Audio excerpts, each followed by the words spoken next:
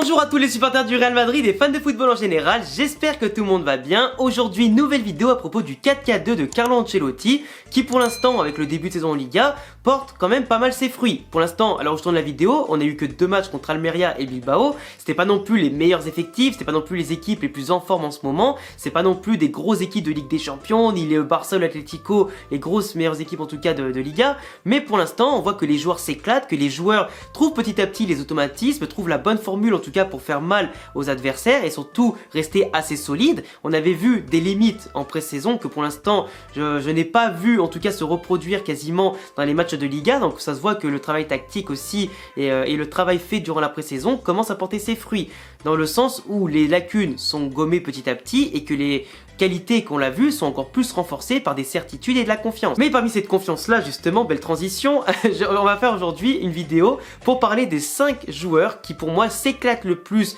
déjà dans ce 4-4-2 et qui justement ont un rôle capable d'exploser vraiment à tous les levels dans ce 4-4-2. Entre confiance retrouvée ou joueurs simplement qui sont à l'aise là-dedans, je pense qu'il y a de quoi dire. Et si jamais ça vous intéresse que je fasse une vidéo sur les joueurs qui à mon sens sont le moins à l'aise dans ce poste là, dans ce schéma tactique là, et ben je pourrais éventuellement faire une petite vidéo bonus dans la semaine prochaine, en tout cas les jours à venir à ce sujet là. Et puis j'aimerais bien aussi avoir tous vos avis sur ce 4-4-2 d'Ancelotti dans les commentaires, parce que je lis tous vos commentaires et du coup des fois je trouve des choses hyper intéressantes par rapport à vos avis sur certains joueurs qui sont en bonne forme ou en méforme, ou les choses d'Ancelotti. Du coup c'est intéressant aussi d'en discuter entre vous et moi. D'ailleurs pour ceux qui aiment discuter foot, n'hésitez pas à venir me follow sur Twitter et aussi sur Instagram, parce que je réponds à tous les messages en tout cas qui sont privés sur Instagram, et je réponds aussi à tous les tweets en général que je vois sur Twitter si vous voulez discuter avec moi de foot et tout ça. Donc vous êtes les bienvenus sur mes réseaux autres que YouTube, histoire de discuter aussi en dehors des vidéos. Et puis abonnez-vous car on est quand même plus de 61 000 sur la chaîne, ça fait super plaisir. Alors il y en a un déjà que je vais mettre en évidence parce qu'en fait les 4 autres ils sont entre guillemets un petit peu liés, tu vois. Mais globalement, le premier de la vidéo c'est Carvajal. Carvajal, capitaine Carvajal. Moi, vous savez, j'adore ce joueur, mais je l'ai beaucoup critiqué ces dernières saisons, parce que entre ses blessures, le problème au cœur qu'il a eu, son problème de rythme, pas mal de choses comme ça, bah c'était pas le Carvajal qu'on aime. Quand t'as un joueur que tu as vu évoluer déjà de base au Castilla, qui était faramineux,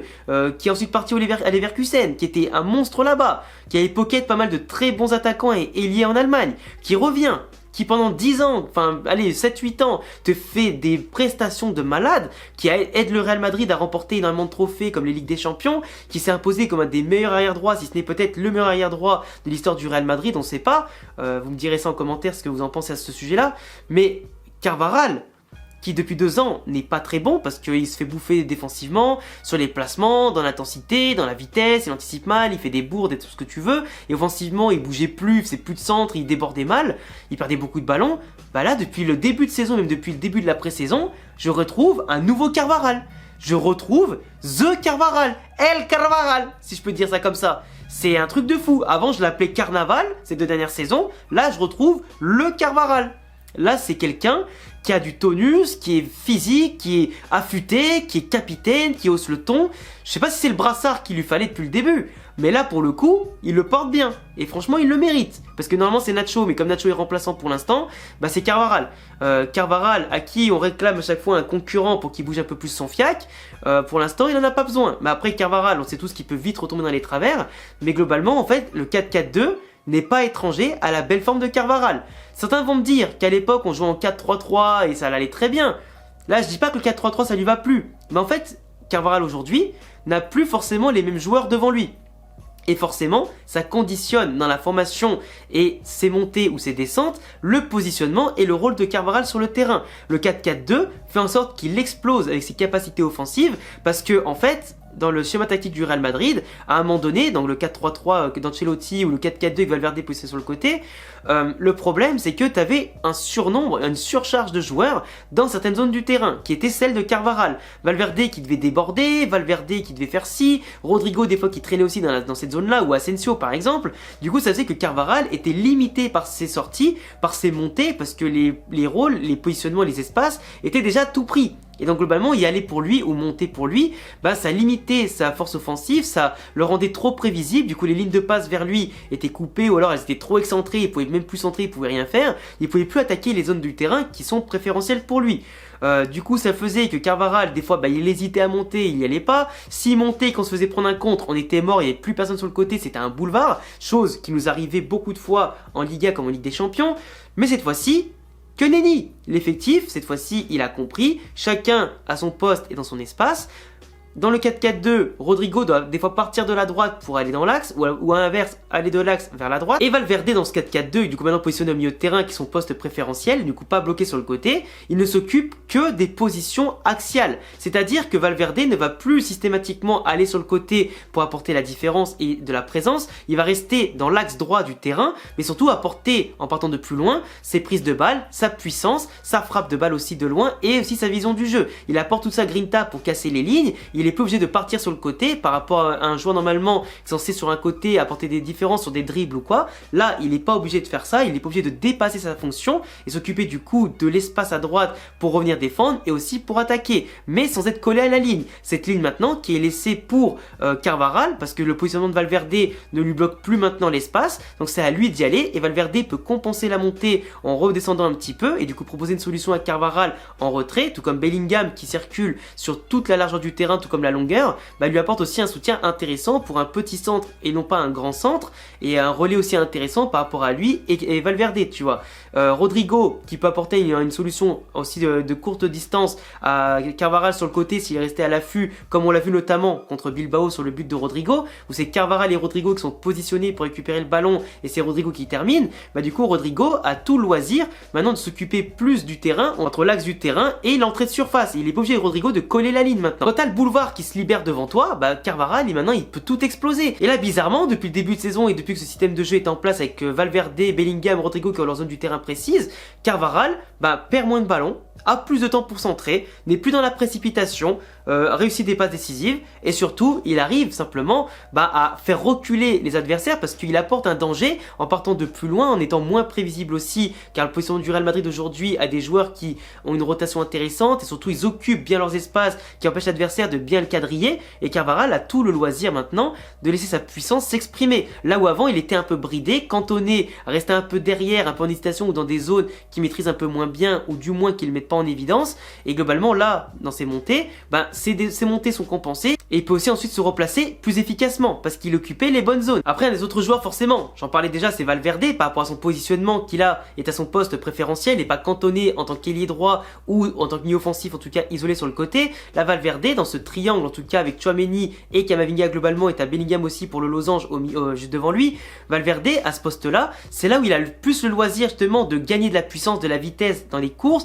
en partant de plus loin avec ses capacités à apporter de la densité physique au milieu du Real Madrid, récupérer plus de ballons dans l'axe du terrain et surtout profiter de la domination du Real entre le positionnement, leur puissance et la qualité technique pour s'exprimer à merveille entre ses percées balles au pied et ses frappes de loin. Valverde actuellement on le retrouve énormément, c'est un peu le travailleur de l'ombre, on n'en parle pas énormément etc, mais s'il a marqué un doublé contre le Milan en pré-saison, là il était un peu éteint à ce niveau là, mais dès qu'il veut frapper, il frappe, dès qu'il veut donner, il fait, et en plus quand il veut se projeter, il y va. Le but de Bellingham contre Almeria pour l'égalisation, c'est lui qui va dans la surface, qui propose en tout cas sa puissance de la tête pour la dévier, et ça montre que Valverde est totalement libéré entre ses tâches défensives qui sont assurées, le contrôle du jeu aussi. Plus le Real Madrid contrôle le jeu, plus le Real Madrid domine son sujet, plus le Real Madrid, du coup à ses joueurs, qui seront d'un côté moins fatigués que l'adversaire, vont gagner plus de duels, aura un bloc qui sera tellement haut que dès la perte de balle, bam, t'as un pressing intéressant et un cadrage du terrain qui te fait vite récupérer le ballon, et en plus, quand t'arrives à récupérer le ballon dans les 25 mètres adverses, et que t'as tout le loisir de frapper, t'as Valverde qui se fait pas prier. Dans la même situation, t'as le duo Tchouaméni-Camavinga.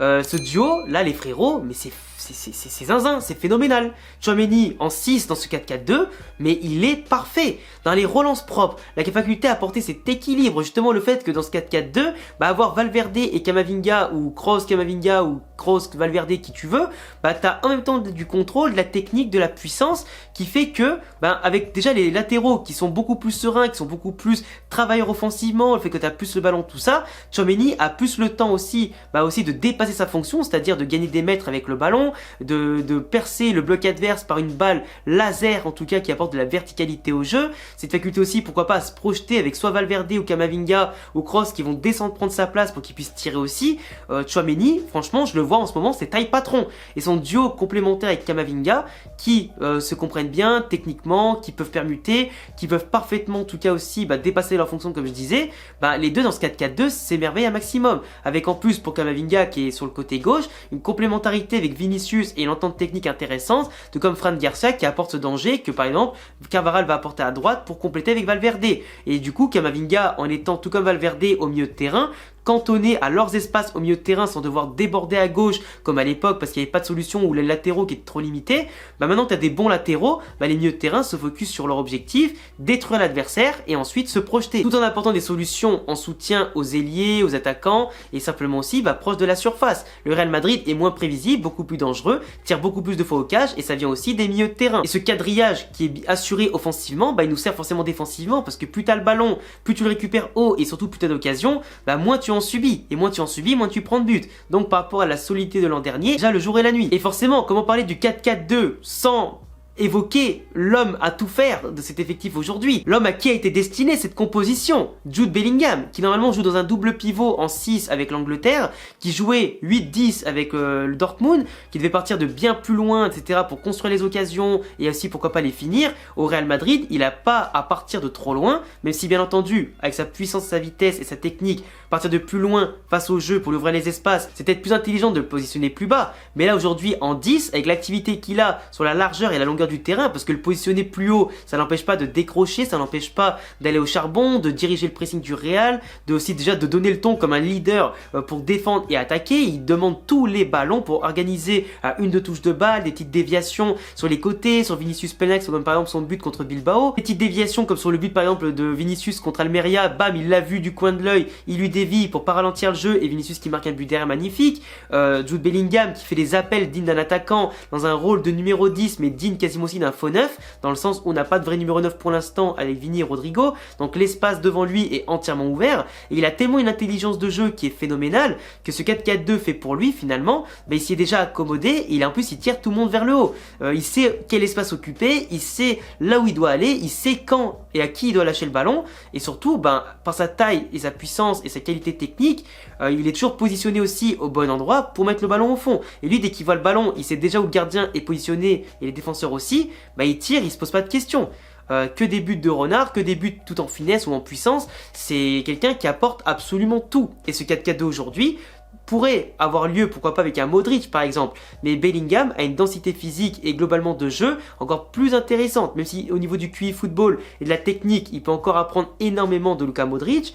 Son activité actuellement se complète à merveille avec le trio destructeur derrière lui et qui est aussi très jeune. Sa complémentarité avec Vinicius et Rodrigo est déjà extrêmement évidente par ses mouvements, par ce qu'il apporte, son toucher et aussi simplement par son intelligence et c'est impressionnant. Il est déjà à 3 buts en 2 matchs avec en plus des passes décisives au compteur, mais je sais pas à combien de buts il va terminer. Moi j'avais dit l'autre jour en rigolant qu'il marquerait peut-être 20-25 buts cette saison, mais peut-être que je rigolais pas tant que ça et peut-être que sur l'ensemble de la saison il fera bien plus de différence qu'on peut le penser et il n'a que 20 ans. Enfin bref les gars, c'est tout pour cette vidéo, j'espère qu'elle vous a plu pour vous expliquer en quoi certains joueurs sont vraiment libérés dans cette formation qui à mon sens a des qualités et des défauts mais qui va de mieux en mieux en tout cas au fur et à mesure que le Real l'utilise et que les joueurs expriment leur potentiel à fond avec leur nouvelle position, leur nouveau rôle au niveau tactique et footballistique. Il y aura forcément des déçus comme d'habitude avec la composition, des joueurs qui sont remplaçants, des joueurs qui jouent moins, des joueurs qui sont pas leur vrai poste en tout cas pour l'instant, mais je pense que petit à petit ça va s'améliorer. Le mercato en plus n'est pas encore fini, donc il se peut qu'il y ait des surprises qui font que certains joueurs retrouveront un rôle peut-être plus à même avec leur qualité. Vous laisserez me dire en commentaire ce que vous en avez pensé, abonnez-vous, cochez la cloche, le petit pouce bleu, mes réseaux en description et à bientôt pour une prochaine vidéo. Ciao.